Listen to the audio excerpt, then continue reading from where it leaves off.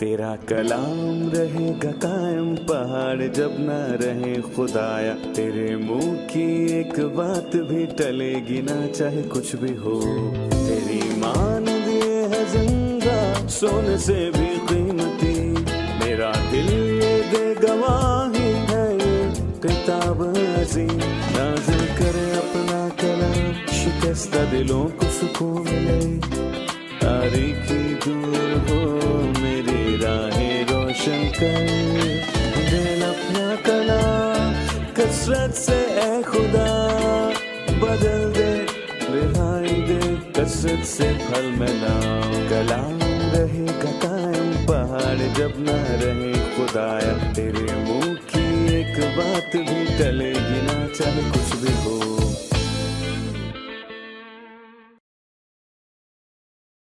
अजीज नाजरीन, मैं अयाज ज़रीफ आप तमाम देखने वालों को हमारे रोज़ के बाइबली मुतालियाती प्रोग्राम की नई किस्त में खुशामदीद कहता हूँ। इस प्रोग्राम में हम बाइबल मुक़द्दस की तमाम किताबों का तफसीली मुताला पेश कर रहे हैं। आप जहाँ कहीं भी हैं और कैसे भी हैं, ये प्रोग्राम आपके लिए ज़ाती तौर पर पेश किया जा रहा है। इसका ताल्लुक़ खुदा के कलाम से है जो आपके लिए भेजा गया है और आपकी हयात में आपके लिए है। अजीजों, आपको खुदा के जिंदा कलाम के लिए अपने दिल को खोलना चाहिए, क्योंकि खुदा का कलाम जिंदा और मौसर है, हर एक दो धारी तलवार से ज्यादा तेज है और जान और रूह और बंद और गूदे को जुदा करके गुजर जाता है। खुदा उनके फजल से हम 40वें ज़बूर पर पहुंच चुके हैं। पिछली किस्त में हमने 39वें ज़बूर का मुताला किया जो इंसान के फ़ानी और बातिल होने के हवाले से है।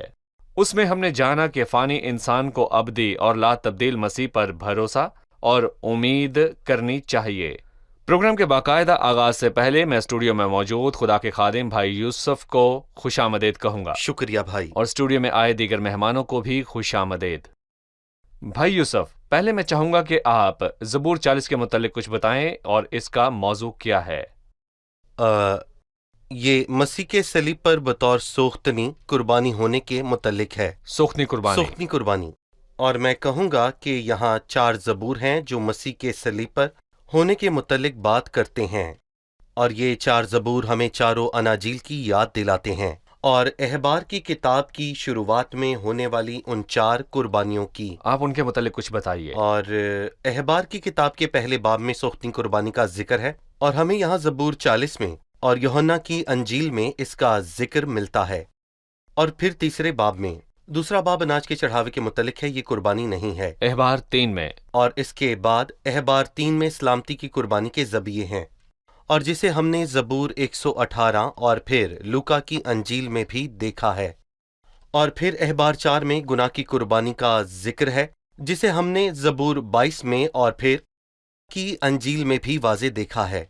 और जुर्म की कुर्बानी जिसे हम 59वें ज़बूर में देखते हैं, जो कि मैं कहूँगा कि अहबार 5 में भी है, और हम उसे ज़बूर 59 में और फिर इसके बाद मत्ती की अंजील में भी देख सकते हैं।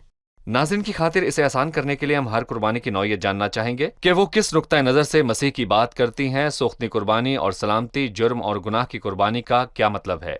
देखें भाई, मैं कहूँगा कि कोई इसराइली गुनाह करने के बाद सोख्तनी कुर्बानी गुजरानने का किसी लिहाज से भी पाबंद बिल्कुल नहीं था, बल्कि वो इसे खुदा की मेहरबानी की गर्ज से करते, और इससे खुदा के हमारे लिए मकासद का इल्म होता है। खुदा हमारे लिए बरकत के मंसूबे रखता है, और ये मसीह की मौत का एक हैरान कुन पहलू है जिसे हम ज़बूर 40 में वाज़े देखते हैं। गुनाह के सबब से नहीं, बल्कि खुदा की मेहरबानी को हासिल करने की गर्ज से। और कहा गया है कि गुनाह की कुर्बानी में जो उसे गुजरानता है अपना हाथ उस पर रखे ताकि उसका गुनाह उस पर मुंतकिल हो जाए। वो कुर्बानी जो ज़िबा होने को है।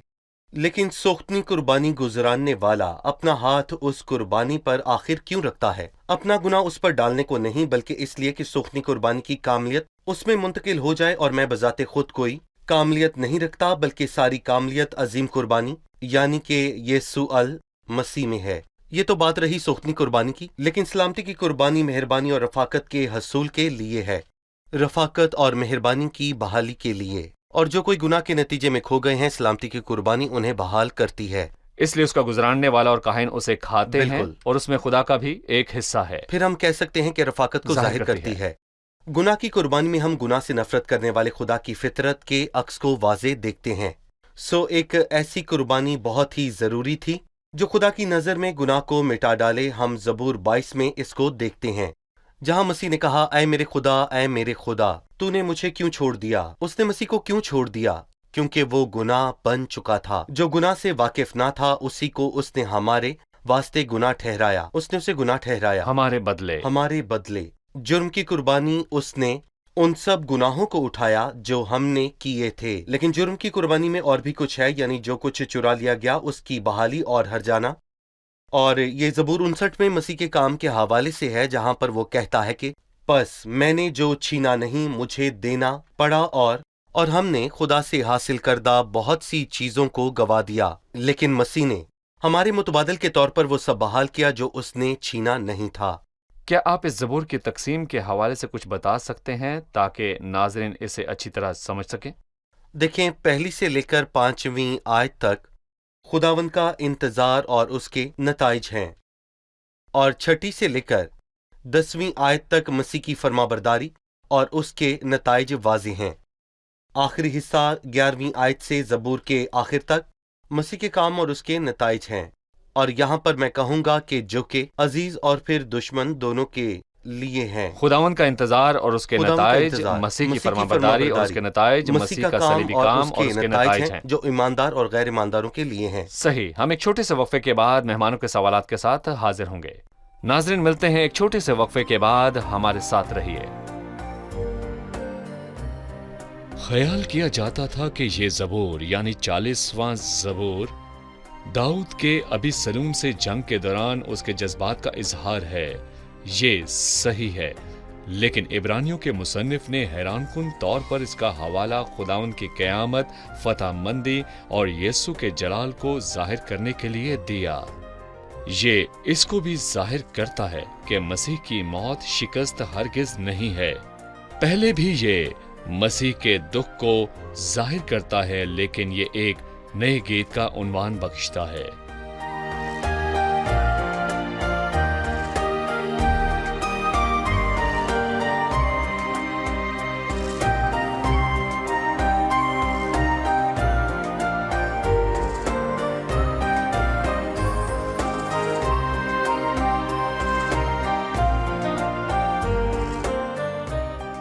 खुशामदीद। आइए चलते हैं मेहमानों की जानिब और जानते हैं उनका सवाल।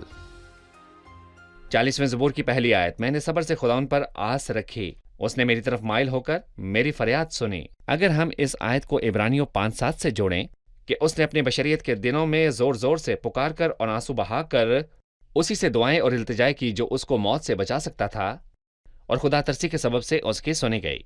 क्या इसका मतलब यह है कि मसीह ने मौत का तजुर्बा नहीं किया? जी भाई यूसुफ, क्या मसीह के सलीबी दुखों की सोख्तनी कुर्बानी कहने से आपका मतलब है कि वो मौत से नहीं गुजरा? क्या खुदा तरसी के सबब से उसकी सुनी गई? अगर आप अनाजील को पढ़ें तो 7 मरतबा यीशु मसीह ने कहा कि इब्ने आदम कत्ल किया जाएगा और तीसरे दिन जी उठेगा। अमाल की किताब में भी हमें यही बात मिलती है कि मसीह मुआ, जी उठा, और रसूल इसकी गवाही देते हैं।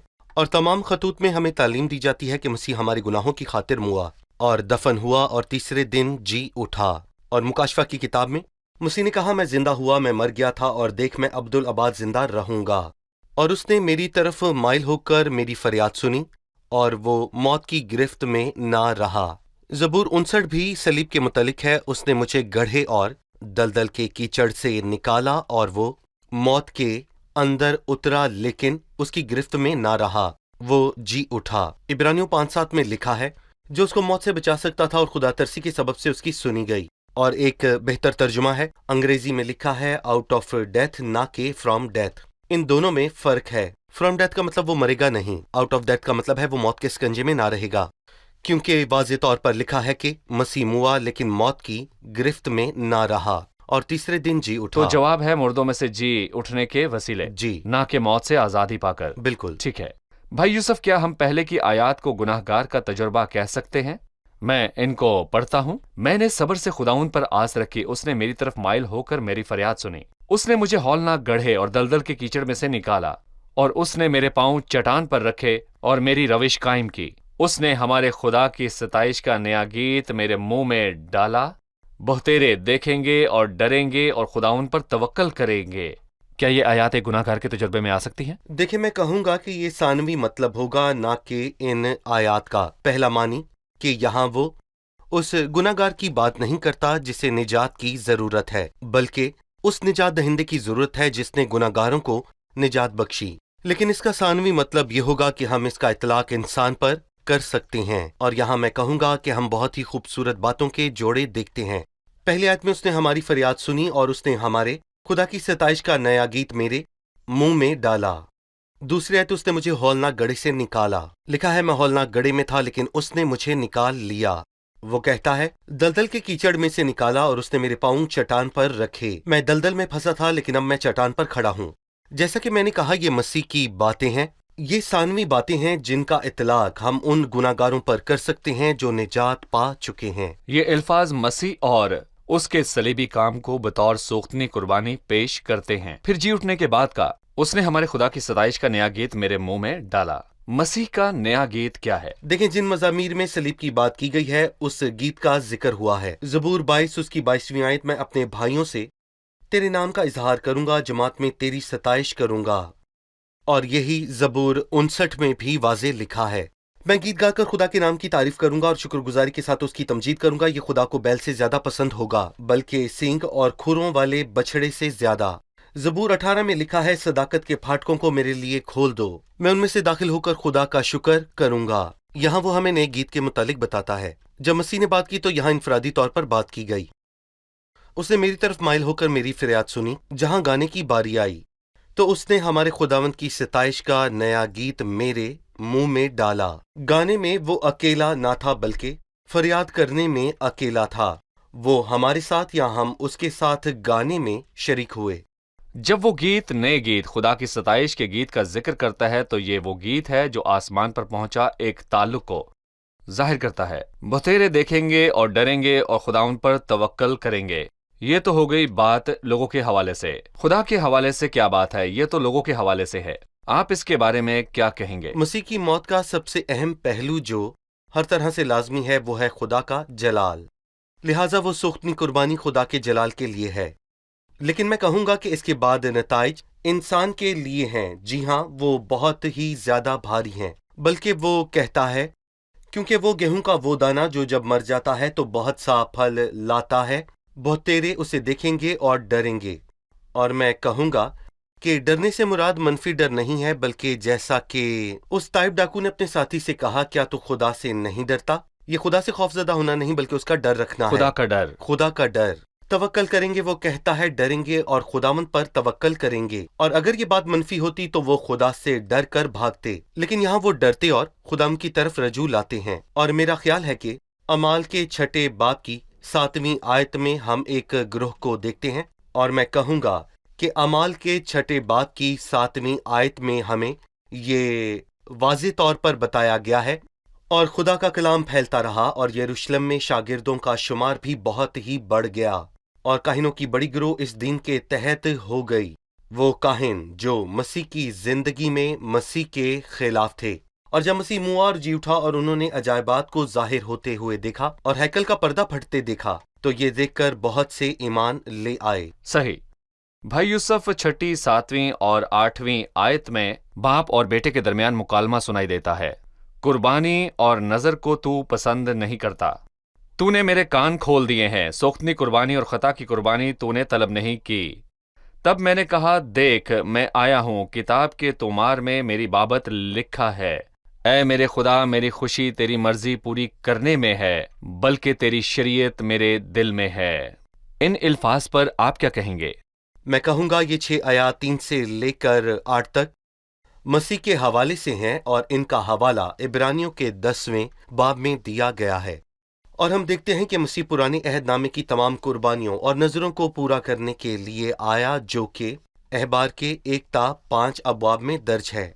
और मैं याद दिलाना चाहूंगा वो कुर्बानियां थी सोख्तनी कुर्बानी, नजर की कुर्बानी, सलामती की कुर्बानी, गुनाह की कुर्बानी और जुर्म की कुर्बानी। और यहाँ पर तमाम कुर्बानियों और नजरों का जिक्र किया गया है। लिखा है, कुर्बानी जो सलामती की कुर्बानी है और नजर जो कि नजर की कुर्बानी है को तो पसंद नहीं करता। और फिर वो कहता है कि सुख्तनी कुर्बानी और खता की कुर्बानी तूने तलब नहीं की। سوختنی قربانی بھی واضح ہے اور گناہ کی قربانی کا حوالہ عبرانیوں کے 10ویں باب میں موجود ہے، اور گناہ کی قربانی سے مراد گناہ کی قربانی اور جرم کی قربانی ہے، اور پھر ان سب کو ایک طرف رکھ دیا گیا۔ دیکھ میں آیا ہوں۔ خدا نے پرانے عہد نامے میں ان سب کو طلب کیوں کیا؟ کیونکہ یہ حقیقی قربانی کا ایک واضح عکس ہے، کیونکہ جب حق آ گیا ہے تو عکس کو ایک طرف رکھ دیا جائے۔ ان کی کوئی ضرورت نہیں، کیونکہ ہمارا یسوع المسیح آ چکا ہے، جس کی طرف پرانے عہد نامے کی تمام قربانیاں اشارہ کرتی ہیں۔ پھر آپ کہتے ہیں کہ جانور کے خون کی قدر نہیں ہے، بلکہ اس کے خون بہائے جانے کی بہت برس بعد آنے والے مسیح کے خون کی۔ عبرانیوں 10ویں باب کی شروعات اس طرح ہوتی ہے کہ کیونکہ ممکن نہیں کہ بیلوں اور بکروں کا خون گناہوں کو دور کرے، تو پھر جی ہاں وہ بس ایک اشارہ تھا، اور اس لیے جب وہ دنیا میں آیا تو وہ سب ایک طرف کر دیا گیا اور کہا دیکھ میں آیا ہوں۔ کلام مقدس میں میری بابت لکھا ہے کہ آئے میرے خدا، میری خوشی تیری مرضی پوری کرنے میں ہے۔ بھائی، ہم ایک وقفے کے بعد مہمانوں کے سوالات کے ساتھ حاضر ہوں گے۔ ناظرین، ملتے ہیں ایک چھوٹے سے وقفے کے بعد، ہمارے ساتھ رہیے۔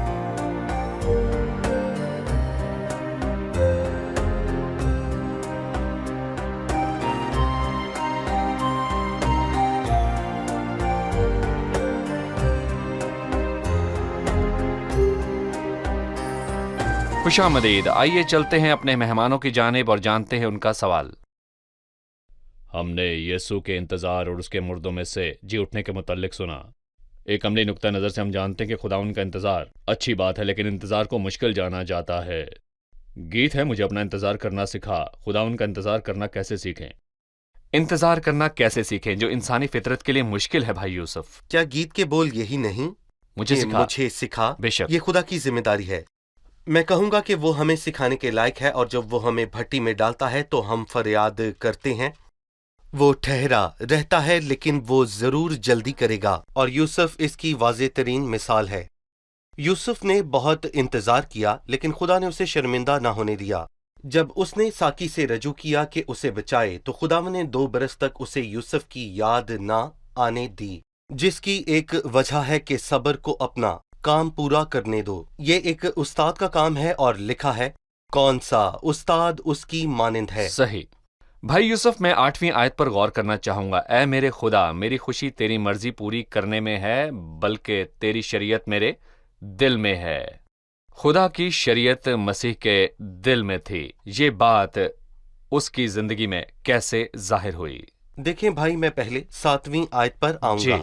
تب میں نے کہا دیکھ میں آیا ہوں، اور کتاب کے تومار میں لکھا ہے اے میرے خدا، میری خوشی تیری مرضی ہے۔ اور میں کہوں گا کہ میں یہاں پر ایک خوبصورت تہائی کو دیکھتا ہوں۔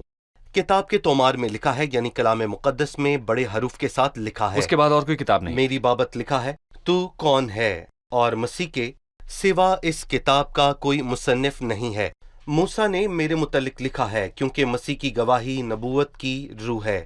اے مسیح، میری خوشی تیری مرضی پوری کرنے میں ہے۔ اور یہاں وہ کتاب کے متعلق کہتا ہے کہ اس ایک شخص اور ایک کام، یعنی صلیب کے متعلق۔ اور میں کہوں گا کہ خدا کی شریعت مسیح کے دل کی گہرائی میں کیسی تھی۔ اگر ہم مسیح کی ساری زندگی کو دیکھیں، جب وہ 12 سال کا لڑکا تھا تو استادوں کے درمیان کھڑا ہو کر ان کی باتیں سنتا اور سوال کرتا تھا، جسے خدا کی شریعت کے سوا کسی اور بات کی پرواہ نہ تھی۔ کسی نے اسے کھانا لا کر دیا، بائبل میں نہیں لکھا کس نے لا کر دیا، لیکن اس نے نہ کھایا۔ اور میں کہوں گا کہ وہ کلام کے لیے فکر مند تھا۔ تیرا کلام ملا اور میں نے اسے نوش کیا۔ آدمی صرف روٹی سے ہی جیتا نہ رہے گا۔ جب ہم اس کی ساری زندگی پر نظر دوڑاتے ہیں، یہاں تک کہ صلیب پر بھی، تو اس کے دل میں اس وقت بھی کلام تھا، کیونکہ اس کی منہ کی زیادہ تر باتیں کسی نہ کسی طور پر میں کہوں گا کہ زبور کی کتاب میں سے ہی تھیں۔ قیامت کے بعد وہ آموس کی راہ پر 2 شاگردوں کے ساتھ چلا، اور اس نے انہیں سمجھانا شروع کیا کہ اس کے متعلق کلام مقدس میں کیا لکھا ہے۔ اگر بائبل مسیح کے لیے دیے گئے ان اشاروں سے محروم ہوتی تو بائبل نہ رہتی۔ کچھ بھی آپ قائم اس نہ سے رہے اصول گا سیکھ سکتے سوائے ہیں، اس کیونکہ کے۔ یسوع کی گواہی نبوت کی روح ہے۔ صحیح۔ سو ہم دیکھتے ہیں کہ پرانے عہد نامے میں اشارے، علامات اور نبوتیں موجود ہیں جو مسیح کے حوالے سے ہیں، صحیح۔ جس کی گواہی سب نبی دیتے ہیں۔ درست۔ بھائی یوسف، جیسا کہ آپ نے مسیح اور اس کی کاملیت اور اس کے کلام اور خدا کی شریعت کے تعلق سے حوالہ بتایا جو اس کے دل میں تھی، لیکن 12ویں آیت میں لکھا ہے کیونکہ بے شمار برائیوں نے مجھے گھیر لیا ہے، میری بدی نے مجھے آ پکڑا ہے، ایسا کہ میں آنکھ نہیں اٹھا سکتا، وہ میرے سر کے بالوں سے بھی زیادہ ہیں، سو میرا جی چھوٹ گیا۔ آپ اس میں کیا دیکھتے ہیں؟ متبادل اور سارا جلال اس کو ملے، اور میں کہوں گا کہ اس نے شریر گناہگاروں کی جگہ لے کر انہیں اپنا مقام عطا کرنے کو قبول کیا، اور شروعات سے ہی ابن خدا ابن آدم بن گیا تاکہ انسانوں کو خدا کے فرزند بنائے، اور صلیب پر اس قدوس نے ہمارے گناہ اٹھا لیے تاکہ وہ ہمیں اپنی پاکیزگی بخشے۔ لیکن تم اس کی طرف سے جو مسیح یسوع میں ہو، جو ہمارے لیے خدا کی طرف سے حکمت ٹھہرا، یعنی راست بازی، پاکیزگی اور مخلصی۔ کامل آپ نے اوزی۔ صحیح کہا۔ 14ویں آیت میں لکھا ہے، جو میری جان کو ہلاک کرنے کے در پہ ہیں وہ سب شرمندہ اور خجل ہوں، جو میرے نقصان سے خوش ہے وہ پسپا اور رسوا ہوں، جو مجھ پر آہ آہ کرتے ہیں وہ اپنی رسوائی کے سبب سے تباہ ہو جائیں گے۔ تیرے سب طالب تجھ میں خوش و خرم ہیں، تیرے نجات کے عاشق ہمیشہ کہا کریں خداوند کی تمجید ہو، پر میں مسکین اور محتاج ہوں۔ خداوند میری فکر کرتا ہے، میرا مددگار اور چھڑانے والا تو ہی ہے، اے میرے خدا دیر نہ کر۔ یہاں ہم نے غور کیا کہ دو فریقین کی بات کی گئی ہے، وہ جو اس کی زندگی کو تباہ کرنے اور اس کی برائی کے طالب ہیں، لیکن پھر وہ ان کا ذکر بھی کرتا ہے جو اس کے چاہنے والے ہیں۔ بھائی یوسف، دونوں کا انجام کیا ہوگا؟ ہم نے شروعات میں کہا کہ اس زبور کا آخری حصہ مسیح کے صلیبی کام کی بات کرتا ہے جو اس نے دشمنوں اور عزیزوں کے لیے کیا۔ دشمنوں کی بات کیا ہے؟ وہ اپنی رسولی کے سبب سے تباہ ہو جائیں۔ کون مجھ پر آہا کرنے والا ہے؟ اس نے خدا پر بھروسہ کیا اور وہ آپ اسے انہوں چھڑا نے اس کا لے۔ مذاق اڑایا۔ جی، وہ اسے آپ چھڑا لے، لیکن وہ اس پر ہا ہا کر رہے تھے۔ ناممکن ہے تو اسے چھڑا لے، تو صلیبوں پر کیلوں سے جڑا ہے، ہم تجھے زندہ نہ چھوڑیں گے جب تک تو دفن نہ کیا جائے، اور ہم قبر پر رومی مہر لگا کر اسے بند نہ کر دیں، ہم تجھے نہ چھوڑیں گے۔ تیرا پھر جی اٹھنا ناممکن ہے، ہاں ہاں۔ لیکن جب مسیح واقع ہی جی اٹھا، وہ شرمندہ ہوئے۔ دراصل وہ پہلے سے ہی شرمندہ تھے۔ جب وہ اسے گرفتار کرنے کو گئے تو پیچھے ہٹے اور زمین پر گر گئے، جیسا کہ وہ کہتا ہے، جو میرے نقصان سے خوش ہیں وہ پسپا اور رسوا ہوں، اور تب انہیں اس کا تجربہ ہوا۔ لیکن اس کے برعکس وہ جو اس پر بھروسہ اور ایمان رکھتے تھے کہ یہ خدا کا مسیح ابن خدا ہے، جب وہ موا تو وہ بے حد غمگین ہوئے، اور جب وہ جی اٹھا تو وہ بے حد خوش ہوئے۔ اس لیے لکھا ہے، سو تیرے سب طالب تجھ میں خوش و خرم ہوں، اور تیری نجات کے عاشق ہمیشہ کہا کریں کہ خداوند کی تمجید ہو۔ یہ قیامت مسیح کے روز ہوا جب شاگرد بہت خوش تھے، جب مسیح جی اٹھا اور دشمن شرمندہ ہوئے، وہ جو اس کی موت اور اس کے نام کو مٹانے کے طالب تھے۔ نجات دہندہ کی صلیب کے آس پاس بہت سے لوگ تھے جنہوں نے اس کی تحقیر کی، مذاق اڑایا، لیکن وہ سب شرمندہ ہوئے۔ قیامت مسیح کی صبح اور خدا ان کے سب طالب خوش و خرم ہوئے۔ صحیح۔ بھائی یوسف، بہت خدا شکریہ۔ آپ کو اب برکت جانتے ہیں دے۔ کہ مہمانوں نے آج کیا سیکھا۔ جی، آج کے پروگرام سے آپ نے کیا سیکھا؟ بائبل مقدس ایک ہی شخص کی گواہی دیتی ہے جو یسوع مسیح ہے، وہی ہے جو ہمارا میل خدا سے کروانے کے لائق ٹھہرا ہے۔ صحیح۔ خدا کا انتظار کرنا رونے کو خوشی میں بدل دیتا ہے، یہ نئے گیت میں ظاہر ہوتا ہے۔ صحیح۔ 7ویں اور 8ویں آیت میں بائبل مقدس مسیح کی ذات کو پیش کرتی ہے، جس نے کہا تیری مرضی پوری ہو، مسیح کے کامل کام کو۔ صحیح۔ بہت سے لوگ خدا کی نجات کا مذاق اڑاتے ہیں، لیکن قیامت پختہ ترین ثبوت ہے خدا کی نجات کی کاملیت کا۔ صحیح۔ بہت شکریہ، خداوند آپ سب کو برکت دے۔ شکریہ بھائی، اگلے پروگرام میں آپ سے پھر ملاقات ہوگی۔ عزیز ناظرین، جیسا کہ ہم نے آج کی قسط میں سنا، مسیح نے صلیب پر سوختنی قربانی گزرانی، جس کا مقصد خدا کے دل کو اس کی کاملیت کے وسیلے مطمئن کرنا تھا۔ مسیح اپنے گناہ کے سبب سے صلیب پر نہ تھا، بلکہ اس کے متعلق کہا جاتا ہے کہ خدا کی شریعت اس کے دل میں تھی۔ کتاب کے تمار میں میری بابت لکھا ہے، تمام حوالے مسیحی کی بات کرتے ہیں۔ مسیحی کلام کا موضوع ہے۔ ہم جانتے ہیں کہ بائبل کے بعد کوئی کتاب نہیں ہے اور نہ ہی اس کے برابر ہے، اور بائبل مسیح کے سوا کسی اور کی بات نہیں کرتی۔ بائبل میں مسیح کے بعد آنے والے کسی شخص کے لیے کوئی نبوت موجود نہیں ہے۔ مسیح ہی آخری مکاشفہ ہے۔ خدا ہم سے اپنے بیٹے کے وسیلے ہم کلام ہوا، جسے اس نے سب چیزوں کا مختار ٹھہرایا ہے۔ مسیح میری اور آپ کی خاطر صلیب پر موا۔ اگر آپ مسیح کو قبول کرتے ہیں تو پھر آپ اس مخالف گروہ سے جو شرمندگی کے مارے ہیں نکل کر فاتح مند جماعت میں آ جاتے ہیں، یعنی فاتح ایمانداروں میں جو نجات یافتہ ہیں۔ کیا آپ ایسی زندگی نہیں چاہتے؟ یہ ابدی خدا کی زندگی ہے۔ آپ کو مسیح اور اس کے صلیبی کام کو قبول کرنا ہوگا۔ آنے والی قسط میں پھر ملاقات ہوگی۔ خدا آپ کو برکت دے۔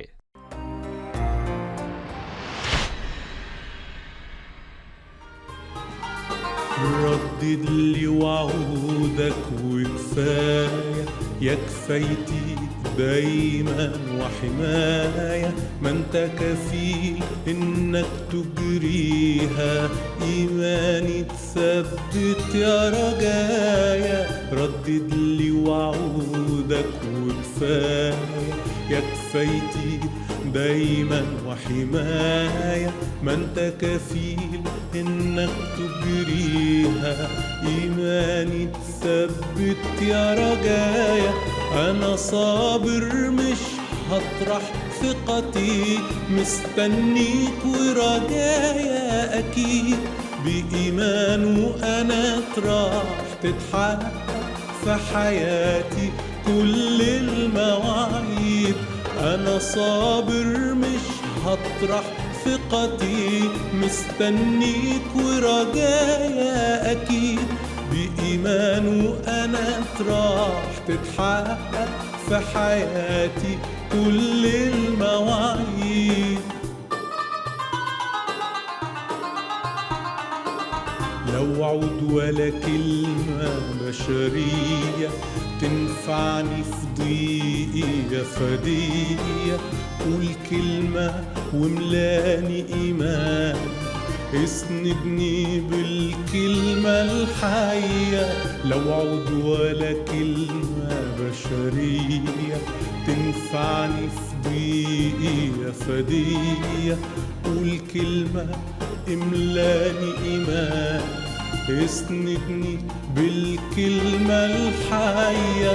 أنا صابر مش هطرح ثقتي، مستنيك ورجايا أكيد، بإيمان وأنا راح تتحقق في حياتي كل المواعيد.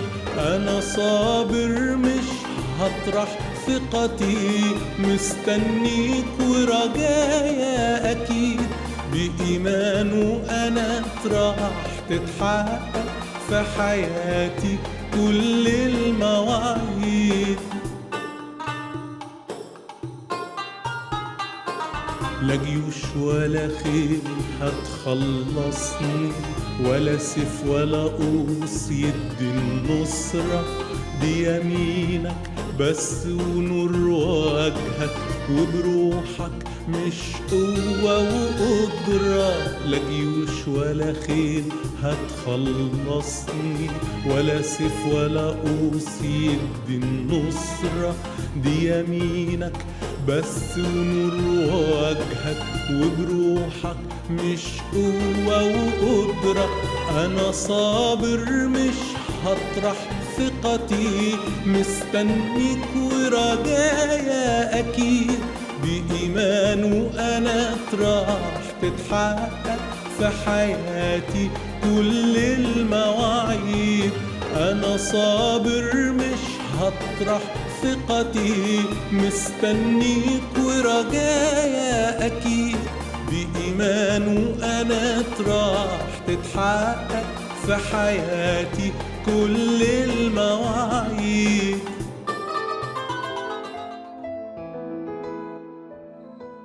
तेरा कलाम रहेगा कायम पहाड़ जब ना रहे खुदाया, तेरे मुंह की एक बात भी टलेगी ना चाहे कुछ भी हो। तेरी मान दिए है जिंदा सोने से भी कीमती, मेरा दिल ये दे गवाही है ये किताब अज़ीम। नाज़िल करे अपना कलाम शिकस्ता दिलों को सुकून मिले, तारीकी दूर हो मेरी राहें रोशन कर, दिल अपना कलाम कसरत से ए खुदा बदल दे, रिहाई दे कसरत से फल मिलाओ। कलाम रहेगा कायम पहाड़ जब ना रहे खुदाया, तेरे मुंह की एक बात भी टलेगी ना चाहे कुछ